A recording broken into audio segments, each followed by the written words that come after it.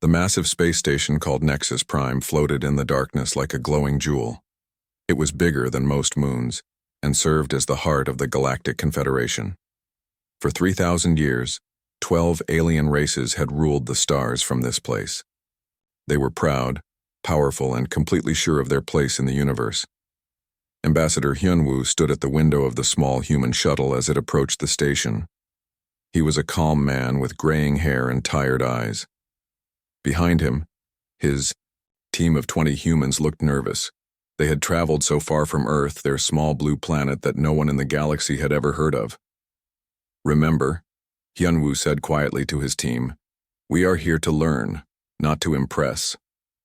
Let them think what they want to think." The shuttle docked with a soft bump. As the doors opened, Hyunwoo saw his first real aliens. They were tall, with purple skin and 4 arms. Their eyes glowed like small suns. These were the Altarians, the ones who had first spotted human ships at the edge of their space. "Follow us," one of the Altarians said in perfect English. The aliens had learned human language quickly. "Do not touch anything. Do not speak unless spoken to."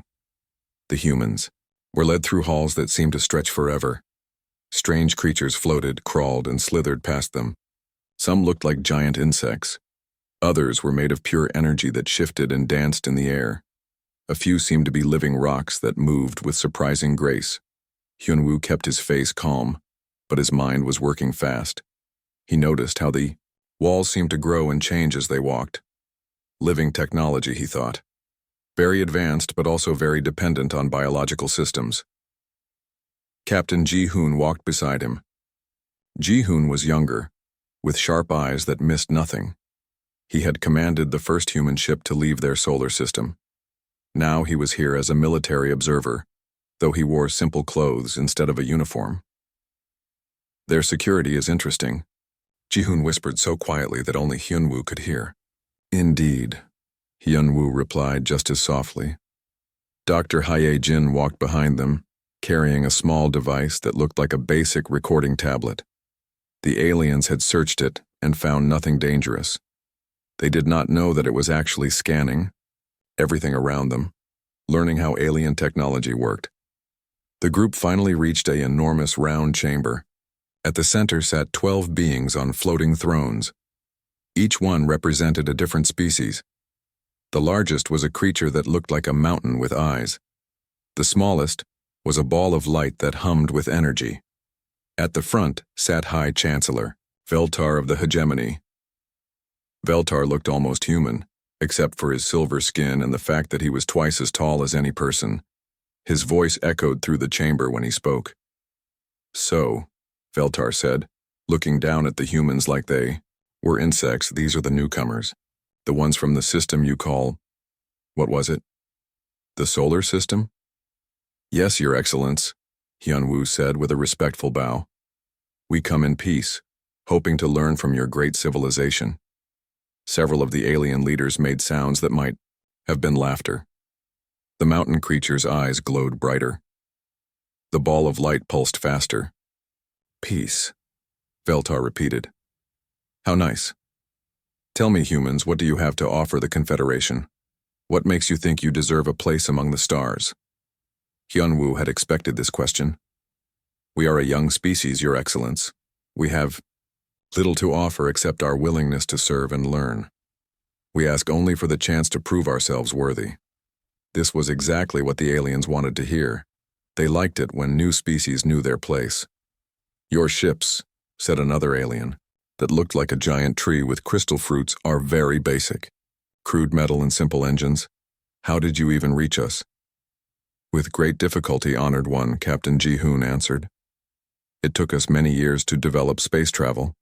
We know our technology is far behind yours." The aliens exchanged glances. Some seemed amused. Others looked bored. "We have discussed your situation," Veltar announced.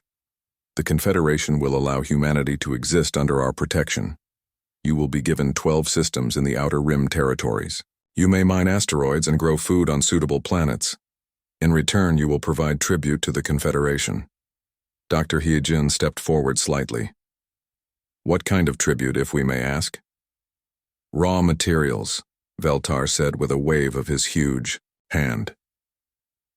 Metals, crystals, anything of value you can dig from your rocks. Nothing too difficult for such a basic species. Hyunwoo bowed again. We are grateful for your generosity, your excellence.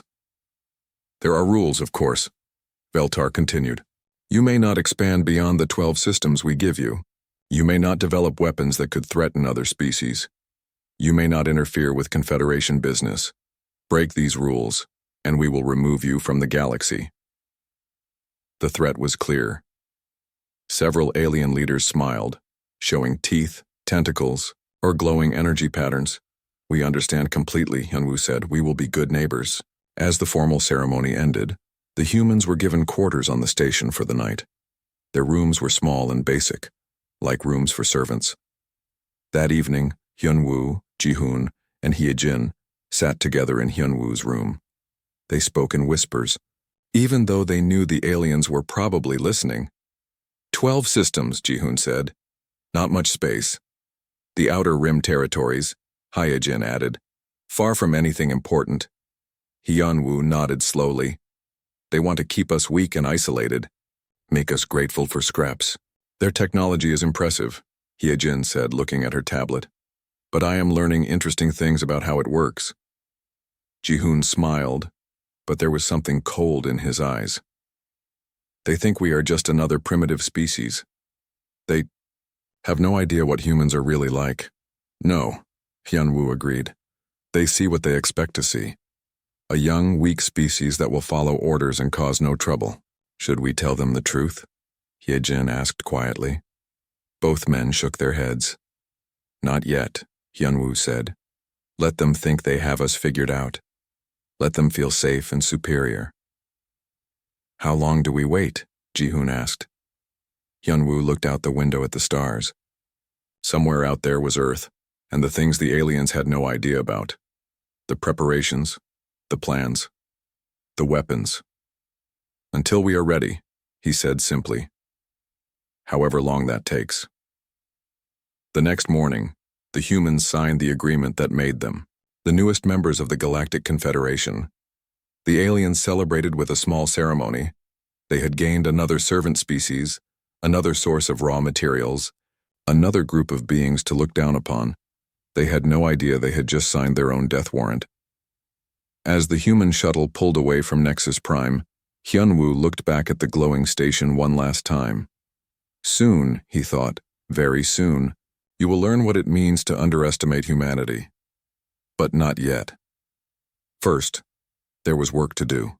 3 years had passed since humanity joined the Galactic Confederation. On the surface, everything looked exactly as the aliens expected. Human cargo ships arrived at Confederation worlds right on schedule, carrying loads of metals and crystals from the 12 systems they had been given. The tribute payments were always complete and delivered with polite messages of gratitude. Admiral Taeho sat in his command chair aboard the hidden base called Raven's Nest. The base was carved deep, inside a large asteroid in the Kepler system, one of humanity's assigned territories. From the outside, it looked like any other space rock. Inside, it was the heart of the largest intelligence operation in human history. Status report, Taeho said to Commander So Young as she entered the command center. So Young was small and quick, with eyes that seemed to see everything at once. She had spent the last 2 years flying through Confederation space in ships that looked like simple cargo haulers. The aliens barely noticed them.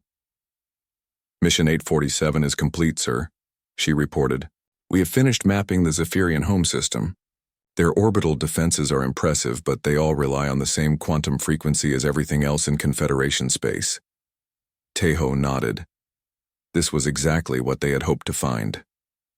Any problems with their security? None, sir. They scanned our ship 3 times, but our cargo containers were full of real metal ore. They never looked twice at us. This was the beauty of the plan humans called the Raven's Gambit. Ravens were Earthbirds known for being very smart and very sneaky. They could steal things right in front of people without being noticed. That was exactly what humanity was doing to the galaxy. Every human cargo ship carried real tribute. Exactly, as promised.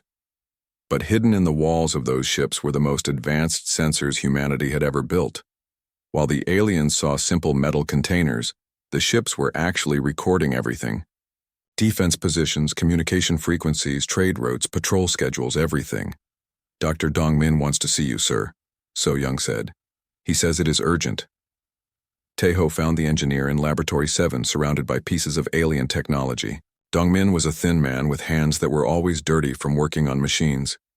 He had been taking apart alien devices for 3 years, learning how they worked. Admiral, Dongmin said excitedly, holding up a small crystal. I think I have found something very important. Show me. Dongmin placed the crystal under a special microscope. This is from a luminary communication device. Watch what happens when I change the frequency. He adjusted a dial on his equipment. The crystal began to glow, then suddenly went dark. The crystal dies, Taeho observed. Exactly. All Confederation technology uses quantum crystals like this. They vibrate at specific frequencies to work. But if you hit them with the wrong frequency, they stop working forever. Not just stop working, sir. They actually break apart at the quantum level. It is like, imagine if you could make all the screws in a machine turn to dust at the same time. Taeho felt his pulse quicken. How many frequencies would we need to affect their entire technology base? Dongmin smiled. That is the beautiful part, sir. Dr. Yunji figured that out yesterday. They found Dr. Yunji in the physics lab, working at a computer that showed waves of light dancing across the screen. She was younger than most of the team, but her understanding of quantum mechanics was incredible. Admiral, she said without looking up from her work, I have good news and bad news. Give me the bad news first. The bad news is that what we want to do is theoretically impossible. Quantum frequencies do not work the way we need them to work, and the good news? Yunji finally looked up and she was smiling. The good news is that the Confederation does not know it is impossible. They built their entire civilization on something that should not work, but does work because they made it. Work. Taeho sat down heavily. Explain it to me like I am 5 years old. Imagine that every piece of Confederation technology is a musical instrument, Yunji said. They all have to play the same song to work together. Ships, computers, weapons, everything. That is why their technology is so advanced. Everything works perfectly together. But if someone played the wrong note loud enough, all the instruments would break at the same time. Taeho was quiet for a long moment. How loud would the note need to be? We would need quantum pulse generators at specific points throughout their space, maybe 1,000 generators total. How long would it take to build them? If we start now and work in secret? About 6 months. Taeho stood up and walked to the window that looked out at the stars. Somewhere out there, alien patrol fleets were flying around completely confident in their power. They had no idea that 3 humans in a hidden asteroid base were planning to bring down their entire civilization. Do it, he said finally. The next 6 months were the busiest in human history. While cargo ships continued their regular tribute runs, construction ships worked around the clock to build quantum pulse generators.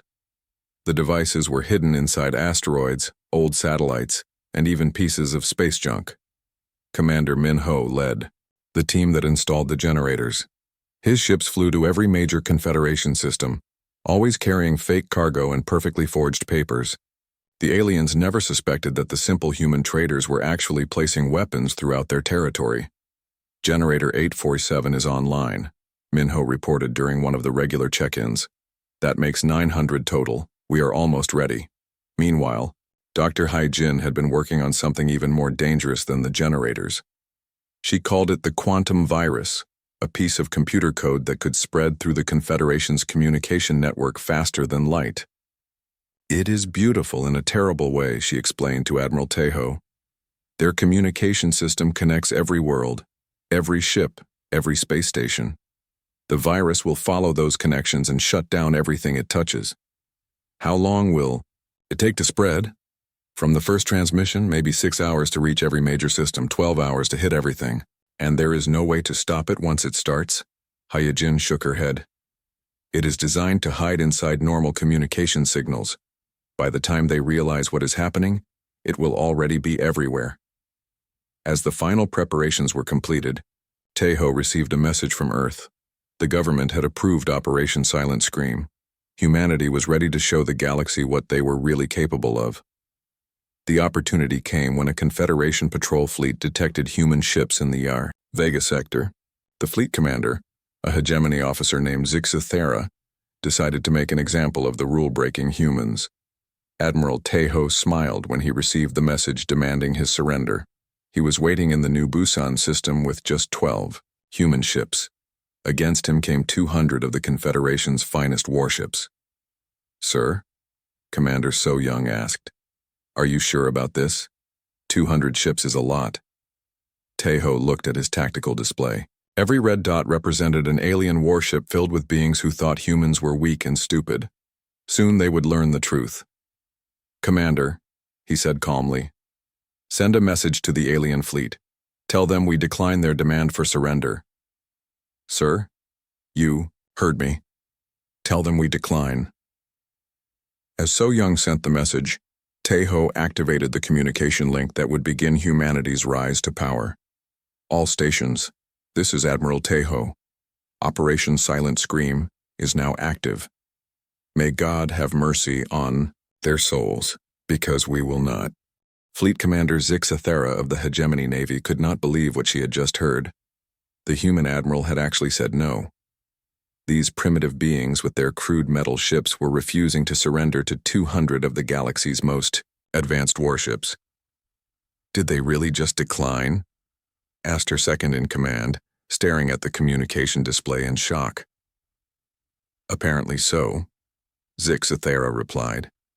She was a proud warrior from a proud species. Her silver skin gleamed under the bridge lights, and her 4 eyes focused on the tactical display showing the 12 tiny human ships. "Perhaps they do not understand how badly outnumbered they are." On the human side, Admiral Tejo stood calmly on the bridge of the destroyer Soul's Vengeance. His crew of 30 humans worked at their stations with quiet efficiency. None of them seemed worried about the massive alien fleet facing them. "Quantum pulse generators are charged and ready, sir," reported Lieutenant Eugene from the weapons station.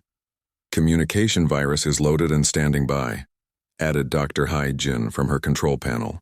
"Very good," Tejo said. He opened a channel to all human ships. "All vessels, this is Admiral Tejo. Remember, this is not about destroying them. This is about showing them who we really are. Execute Silent Scream on my mark." Commander Zixathera was growing impatient. These humans were wasting her time. She had other duties to attend to, and making an example of rule breakers should not take this long. "Human ships," she broadcast, "you have 30 seconds to surrender or we will destroy you. This is your final warning." Admiral Tejo's reply was calm and polite. "Commander Zixathera, we appreciate your offer, but we must respectfully decline. However, we would like to make a counteroffer." "A counteroffer?" Zixathera almost laughed. "What could you possibly offer us?" "A demonstration," Tejo said simply. "Mark, what happened next would be talked about in whispers for the rest of galactic history. Every human ship fired at exactly the same moment, but they did not fire weapons in any way the aliens understood. Instead of energy beams or missiles, the human ships released carefully tuned quantum pulses that spread out like invisible waves. The pulses moved at the speed of light toward the alien fleet. As they reached the first Confederation ships, something impossible happened. The biomechanical hulls of the Zephyrian cruisers began to convulse and die. Living metal that had grown for decades suddenly withered like plants in a desert. The creatures that formed the hulls screamed in frequencies that only other Zephyrians could hear, then fell silent forever. The crystal matrix ships of the Luminari simply came apart. Beautiful formations that had taken centuries to grow cracked and shattered into glittering dust that sparkled in the starlight before drifting away into space. The energy beings that served as crew members on several ships flickered like candles in a strong wind, then disappeared completely. One moment they existed, the next moment they were gone, leaving behind only empty corridors and silent control rooms. The hegemony ships, with their advanced quantum drives, suffered perhaps the worst fate. Their engines, which bent space and time to move faster than light, suddenly forgot how to work. The quantum fields collapsed, and the massive ships found themselves trapped in normal space with no way to escape. What is happening? Commander, Zixthera demanded, but her communications officer could not answer. The alien's crystal-based nervous system had been damaged by the same pulse that killed the ships, leaving him unable to speak. In 17 seconds, 200 of the galaxy's most powerful warships had become helpless, floating metal. Some still had life support. Some still had emergency power. But none of them could fight, and none of them could run. Admiral Tejo watched the tactical display as red enemy icons changed to gray neutral ones. Not a single human ship had been damaged. Phase 1 complete, sir, reported Lieutenant Yujin. All enemy vessels are disabled. Excellent. Dr. Hyojin, please begin Phase 2.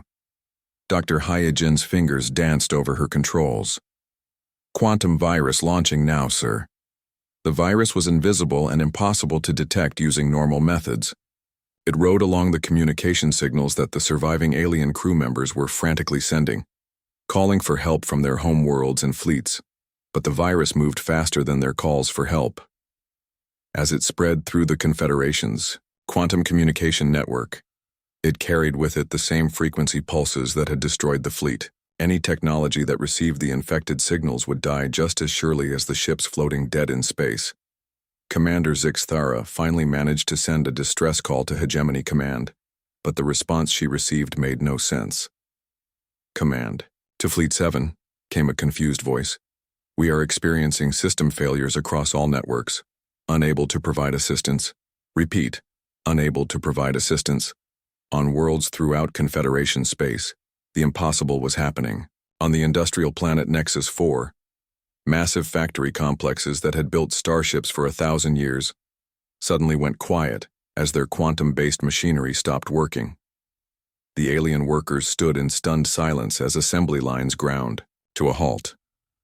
On the military fortress world of Karis Prime, defensive satellites that had protected the system for centuries began falling from orbit as their power sources died. Ground-based weapons installations became nothing more than expensive metal sculptures. Even on the capital world itself, Nexus Prime, the great space station that had been the seat of galactic power, began to experience cascading failures. Backup systems activated, then failed in turn. Emergency power lasted only minutes before it too was affected by the spreading virus. High Chancellor Veltar stood in his council chamber, watching in horror as the lights went out one by one. The other council members were equally confused and terrified. Some species, like the energy beings, simply vanished as their quantum-based existence became impossible. Back in the new Busan system, Admiral Tejo opened a communication channel to the disabled alien fleet. Commander Zixthara, this is Admiral Tejo. Can you hear me? There was a long pause before the alien commander replied. Her voice was shaking. How did you do this? Very carefully, Tejo replied, and with a great deal of preparation. Now I believe we need to discuss some changes to the arrangement between humanity and the Confederation. Changes? You have destroyed everything. Not destroyed. Commander, disabled. There is an important difference. Your crews are alive. Your ships can be repaired eventually. But first, we need to talk. Captain Minho, commanding the destroyer Busan's Pride, was monitoring communications across the galaxy. What he heard made him smile grimly. Panic. Complete, total panic. Alien commanders trying to contact fleets that no longer existed. Planetary governors calling for help from governments that could not respond. Military officers attempting to activate weapons that would never work again. The galaxy's greatest strength had become its greatest weakness in less than an hour. Sir, Minho reported to Admiral Tejo, we are receiving surrender requests from 14 different worlds. They want to negotiate. Tell them to wait their turn, Tejo replied. We will get to them when we are ready. Commander Zixthara's voice came over the communication channel again, weaker now. What do you want from us? Admiral Tejo looked out at the stars. thinking of all the times aliens had looked down on humanity as primitive and weak. All the condescending smiles and dismissive waves, all the assumptions about what humans were capable of. "What do we want?" Tejo repeated slowly. "We want respect, Commander. We want to be treated as equals. And we want the galaxy to understand that humanity is not as weak as we appear to be." He paused, letting his words sink in. "The age of Confederation dominance is over. Welcome to the age of humanity." The emergency session of the Galactic Council was unlike anything in the history of Confederation space. What remained of the 12-member species had gathered on Nexus Prime, but the great station was running on primitive backup power. The elegant biomechanical walls had withered and died. The beautiful crystal displays were dark. Even the air recycling systems worked only because some clever Altarian engineers had rigged together mechanical pumps. High Chancellor Veltar sat at a simple metal table instead of his floating throne. His silver skin looked dull in the harsh emergency lighting. Around him, the surviving alien leaders looked just as confused and frightened as he felt. "How?" he demanded for the 100th time. "How did those primitive humans destroy our entire civilization in less than a day?" The answers came from an unexpected source. Dr. Hanul appeared on the main display screen, transmitted from a human ship that had just arrived in the system. She was a middle-aged woman with kind eyes and graying hair, the sort of person who looked like she should be teaching children rather than explaining the fall of galactic civilization. "Honored members of the Council," Dr. Hanul began politely. "I am humanity's chief xenobiologist. I have been asked to explain what has happened, and why." "Explain?" roared what was left of the Crystalline Consortium's representative. The alien looked like a walking mountain of gems, but many of his crystal formations had cracked and gone dark. "You have destroyed us. What is there to explain?" Dr. Hanul nodded sympathetically. "I understand your anger and confusion. What humanity has done seems impossible from your point of view. But I assure you we have been planning this for much longer than you might think." She gestured, and the display changed to show images from Earth's history. Humans building weapons, humans fighting wars, humans reading books and watching movies about alien invasions. For over 200 years, Dr. Hanul continued, humanity has been preparing for contact with alien civilizations, not with hope and wonder as you might expect, but with careful planning and deep concern. High Chancellor Veltar leaned forward. "Concern about what?" "About you," Dr. Hanul said simply. "About what would happen when we met beings who were older, stronger, and more advanced than us. Our writers imagined many possibilities. Most of them were not pleasant for humanity. The display showed scenes from old Earth movies and books. Alien invasions, human slaves, entire planets being destroyed. The aliens watching began to understand that humans had spent centuries thinking about how to fight beings exactly like them. Every human child grows up reading stories about alien contact, Dr. Hanul explained. We have thousands of books, movies, and games that explore every possible scenario. What if the aliens are friendly but condescending? What if they are openly hostile? What if they seem peaceful but are actually planning to control us? The Zephyrian council member, whose tree-like form was now brown and dying, spoke up weakly. "But surely you did not expect us to be hostile?" Dr. Hanul smiled sadly. "Honored one, you assigned us to 12 systems in empty space, demanded tribute payments, forbade us from expanding, and threatened to remove us from the galaxy if we disobeyed. How exactly was that not hostile?" The aliens looked uncomfortable. From their perspective, they had been generous. From humanity's perspective, they had been conquerors. "The moment we met you," Dr. Hanul continued, "we knew which scenario we were living in. You were the benevolent overlords from our stories, kind enough not to kill us immediately, but determined to keep us weak and under control forever." She gestured again, and the display showed technical diagrams that made the aliens gasp in shock. "So we began the process we call the Revelation Protocol. For 3 years, we studied your technology, your psychology, and your weaknesses while appearing to be exactly what you expected us to be. Colonel Jaewon appeared on the screen next to Dr. Hanul. He was a tall, serious man who looked like he had spent his entire life preparing for war. The scope of our preparation, Jaewon said in a matter-of-fact tone, included the construction of 247 quantum pulse generators hidden throughout Confederation space. We also placed observation posts on 43 worlds, infiltrated 12 major communication networks, and created detailed attack plans for every significant military installation in the galaxy. The aliens stared in horror.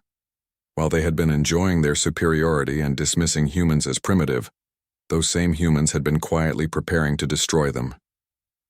Every cargo ship we sent, Colonel Jaewon continued, carried real tribute as promised, but also advanced sensors and communication equipment. Every diplomat we assigned to Confederation worlds was also a trained intelligence officer. Every trade negotiation was an opportunity to learn more about your vulnerabilities. High Chancellor Veltar found his voice.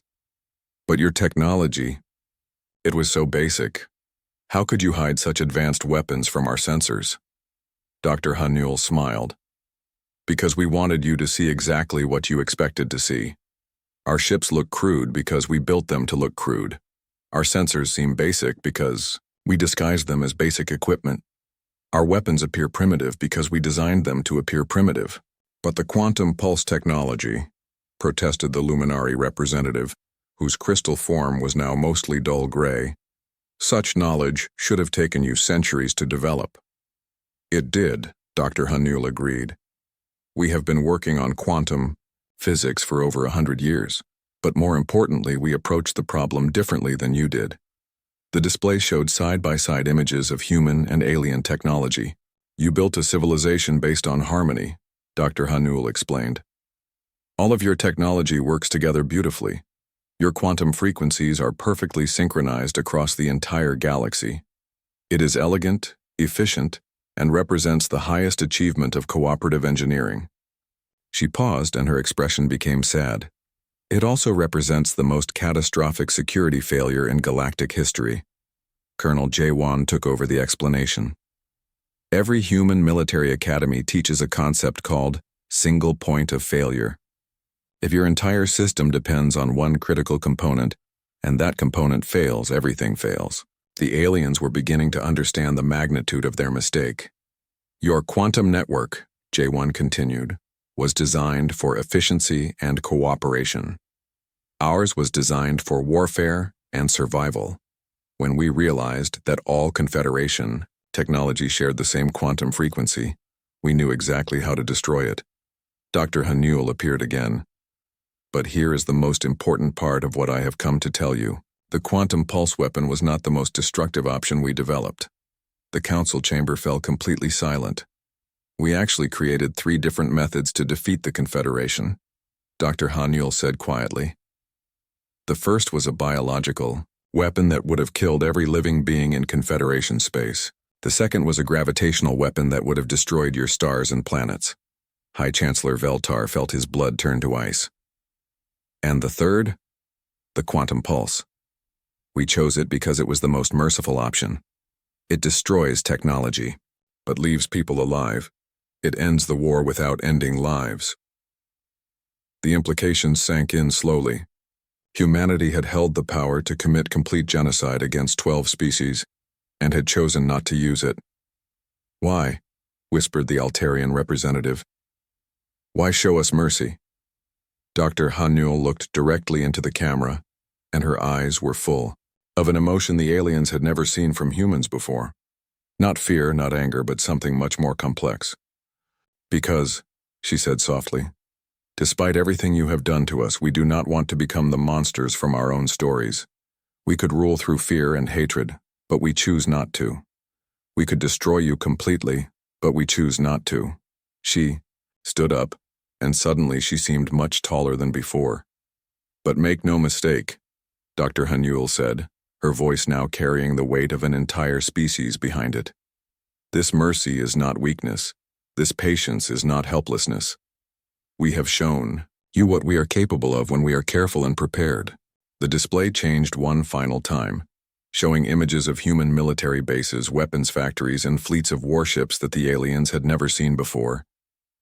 The question now, Dr. Hanul concluded, is what kind of galaxy we will build together. That choice is yours to make. But remember, as you decide, that humanity learned to plan for war long before we learned to hope for peace. The transmission ended, leaving the alien council members sitting in stunned silence. They had ruled the galaxy for 3,000 years, and in one day, they had learned that they had never been rulers at all. They had been living on borrowed time, and humanity had finally come to collect. 6 months after what historians were already calling the Silent Scream, humanity faced the most important decision in galactic history. Premier Sung Ho stood at the window of his office in the newly built human colonial headquarters, looking down at the planet New Sol. Below him, representatives from dozens of alien species waited nervously for humanity's judgment. The planet had been empty when humans first claimed it, just another rock in their assigned 12 systems. Now it was the unofficial capital of the galaxy, with gleaming cities and massive spaceports where alien ships lined up to request permission to land. "They are all here," reported Admiral Bo Young as she entered the office. She was a stern woman with steel-gray hair who had commanded humanity's fleets during the chaos that followed the Silent Scream. "Every surviving government in the former Confederation has sent representatives. They want to know what comes next." Premier Sung Ho was a thoughtful man who had spent his entire political career preparing for this moment, even when no one believed it would ever come. "And what do our people want to do with them?" "That depends on who you ask," Bo Young replied. "About half of our leadership wants to establish a benevolent dictatorship, keep the aliens at pre-spaceflight technology levels, rule them like children who cannot be trusted with dangerous toys. And the other half? Dr. Insu's faction wants to try rebuilding the galaxy based on mutual cooperation. They think we can create a better system than the Confederation ever had." Premier Sung Ho nodded. He had expected this division. Humans were not naturally united, which was both their greatest weakness and their greatest strength. "What do you think we should do, Admiral?" Bo Young was quiet for a moment. "Sir, I have seen what these aliens are capable of when they think they are superior. For 3,000 years they ruled through arrogance and threat of force. They would have kept us as servants forever if we had not acted."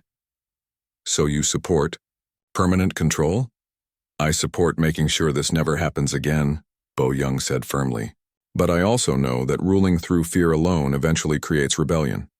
We need a solution that lasts." Before Premier Sung Ho could respond, Dr. Insu entered the office. He was younger than the other two, with the eager eyes of someone who still believed that reasonable people could solve any problem through discussion.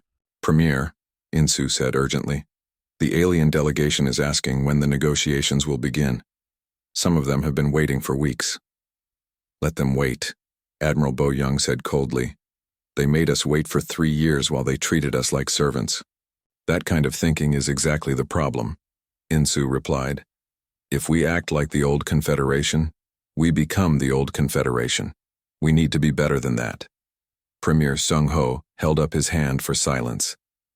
"Dr. Insu, what exactly are you proposing?" "A new galactic government based on earned representation," Insu explained eagerly. "Species that prove they can be trusted get more freedom and responsibility. Those that cannot be trusted get monitored more closely. But everyone gets a chance to improve their status. And if they rebel against our monitoring?" Insu's enthusiasm dimmed slightly. "Then we remind them what happened the last time someone underestimated humanity." Premier Seung Ho walked back to his window. In the distance, he could see alien ships coming and going from the spaceport. Some carried ambassadors hoping to negotiate better terms for their people. Others carried refugees from worlds where the infrastructure collapse had made life impossible. All of them depended on human mercy. "Commander Ye Jin," he said, speaking to his aide, "please ask High Chancellor Veltar to come up. It is time we had a conversation." A few minutes later, the former ruler of the galaxy entered the office. Veltar looked much older than he had 6 months ago.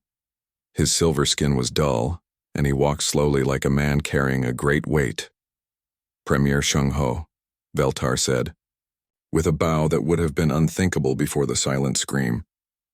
"Thank you for seeing me." Please sit down, Premier Sung-ho said, gesturing to a simple chair. We have much to discuss. Veltar sat carefully. I know you are deciding what to do with us, with all of us. I wanted to say that whatever you choose, the hegemony will accept it. Will you? Premier Sung-ho asked. Even if we decide to treat you the way you treated us? Veltar flinched. We thought we were being generous. We gave you systems, protected you from other species, asked for only basic tribute in return. You gave us empty rocks in the middle of nowhere, Admiral Bo-young said sharply. You've forbidden us from expanding, developing advanced weapons, or participating in galactic government. You treated us like children who needed constant supervision. Yes, Veltar said quietly. We did. And we were wrong. The simple admission hung in the air. Premier Seung-ho studied the alien's face, looking for signs of deception or manipulation. He saw only exhaustion and genuine regret. Why? Premier Seung-ho asked. Why did you treat every new species that way? Veltar was quiet for a long time. Because it worked. For 3,000 years it worked. New species would accept our terms, integrate into our system, and cause no problems. We thought that was how things were supposed to be. Until you met humans. Until we met humans, Veltar agreed. You were different. You smiled and bowed and paid tribute, but there was something in your eyes. Like you were always thinking, always planning. It made some of us nervous, but we told ourselves you were just another primitive species learning your place. Dr. Insu leaned forward. What would you have done if you had known what we were capable of? Veltar considered the question carefully. If we had known, I hope, we would have treated you as equals from the beginning. But honestly, we probably would have tried to destroy you before you became a threat. The honesty was brutal, but Premier Seung-ho appreciated it. And now? Now we know that you could have destroyed us completely but chose not to. That level of restraint from such a powerful species. It gives me hope that maybe we can find a better way to coexist. Premier Sung-ho made his decision. Here is what we are going to do, he announced.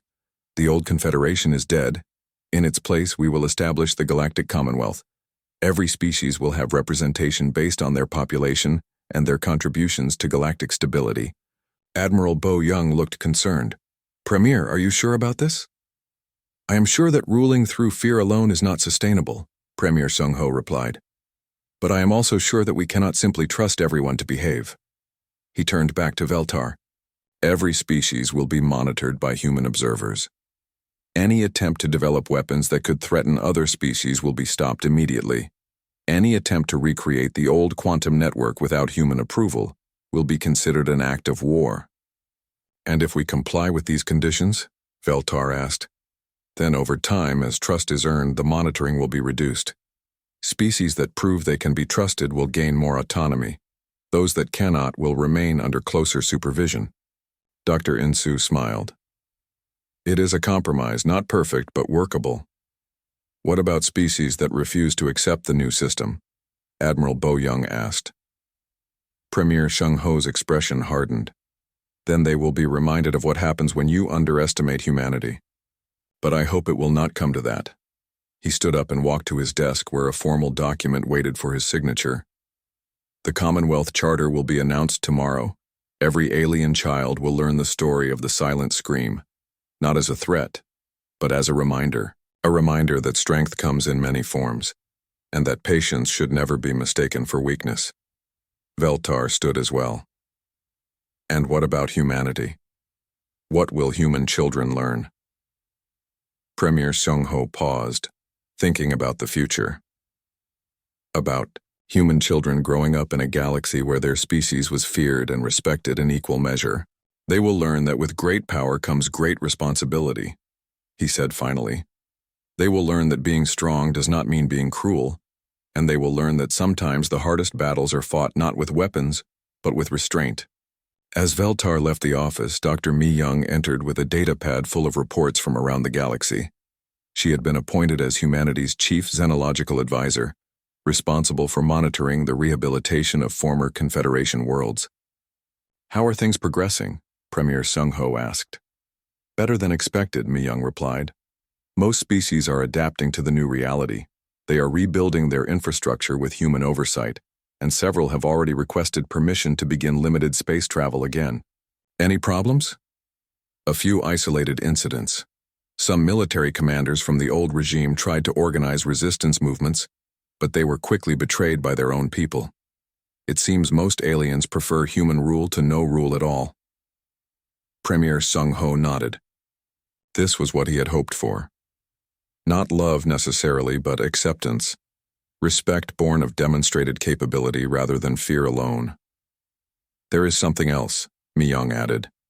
Our deep space monitors have detected signals from beyond the former Confederation borders. There are other civilizations out there, ones we have never encountered. How far away? At least 50 years of travel, even with our best ships. But they are definitely there. Premier Sung-ho looked out at the stars one more time. Somewhere out there were aliens who had never heard of humanity.